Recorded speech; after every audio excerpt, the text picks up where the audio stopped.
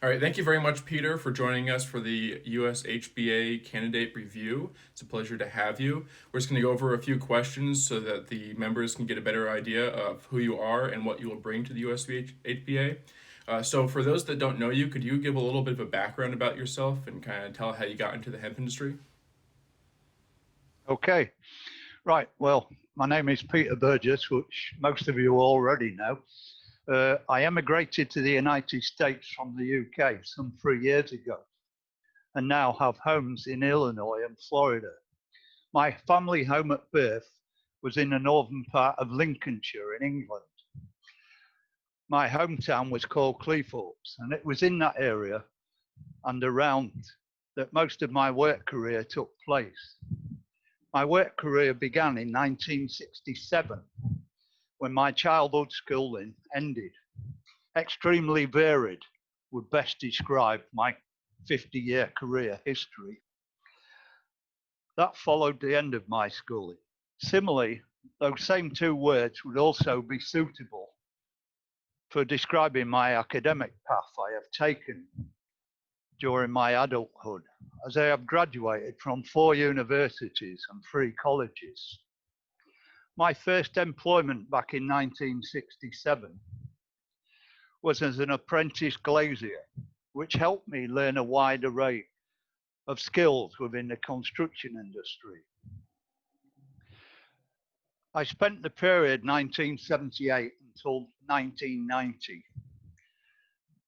running a successful glass merchant and glazing company that I had established. Within that role, I learned administrative and accounting skills needed to succeed. I graduated in 1998 with a Bachelor of Science with honours in osteopathic medicine, following which I worked as an associate osteopath, treating patients with a wide array of physical complaints.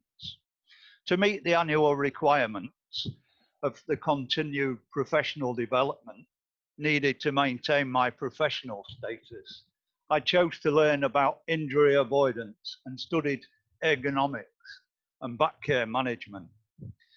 Still working as an osteopath, I successfully ran for election in 2007 and served a 4-year term on a council of 42 members of North East Lincolnshire Council.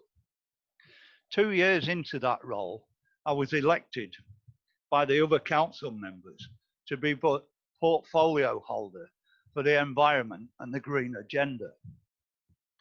That role carried responsibilities for me setting the direction of budget spend on all areas within my portfolio. An unsuccessful attempt to retain my council seat in 2011, I enrolled on an MSc in Advanced Energy and Environment Studies at the Centre of Alternate Technology in Wales. My last paid employment was an environmental project advisor working out of a local college on a 2-year scheme funded by the European Union.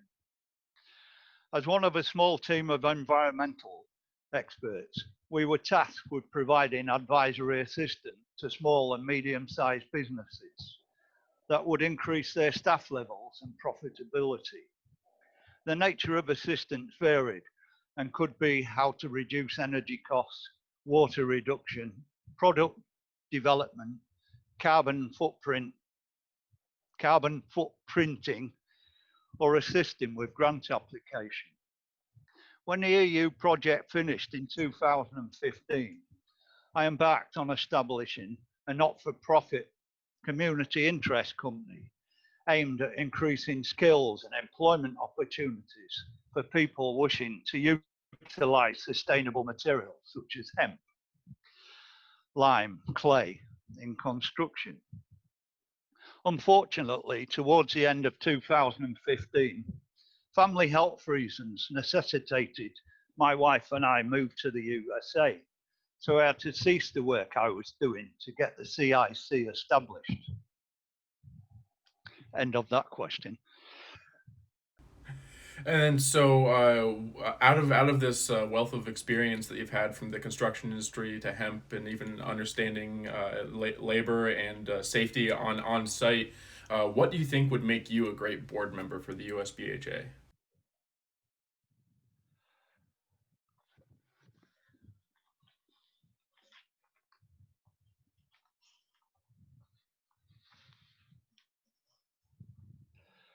Strong knowledge of hemp and lime and its use in construction, extensive business board and committee experience, adaptable in being either a team player or working solo.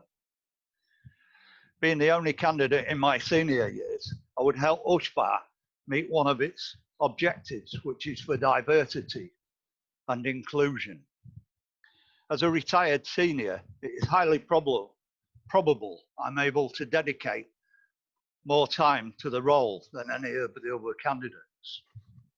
I have had the good fortune to previously lived and learned about the use of hemp in construction in a country that is a few years in advance of the USA. Living, working and learning where I did, I have a good insight to some of the specifics that hindered the uptake of hempcrete more widely. Very cool. Good to hear that you have all these experiences. Now, from where you're sitting, where do you envision the U.S. hemp construction market being in the next 5 years, and how do you think we can get to that? Hempcrete construction will be accepted by state and county regulators, provided it meets laid out criteria. Varieties of hemp grown for fibre and hurd will be a fairly common crop in many states. Decortication facilities for processing hemp will be numerous. Home Depot and other large building product suppliers will stock hemp, hurd and binder. Hempcrete education courses will be standardized and those will be certified, and those attending will be certified.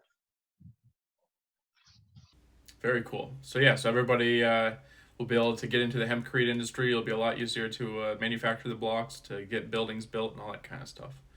It's a pleasure to see that you're a candidate for the USHBA, and have yourself a wonderful rest of your day, and good luck on the election.